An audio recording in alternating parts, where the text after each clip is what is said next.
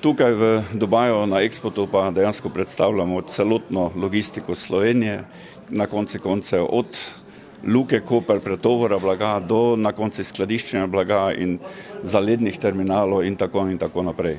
Dejansko tukaj smo vzpostavili veliko kontaktov, zelo dobrih kontaktov, ker na koncu koncev mi sami kot FAMAG sodelujemo z več multinacionalkami, kjer so tudi prisotne na teh trgih, kakor tudi z novimi poslovnimi partnerji iz Bližnjega vzhoda.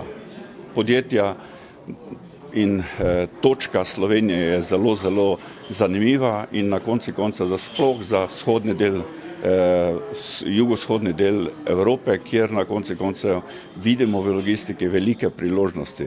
Stopati in se ne bati in osvajati evropske cilje, kako svetovne cilje, to je naš cilj celotne logistike v Sloveniji, kako tudi mene osebno ali pa podjetja FAMAG.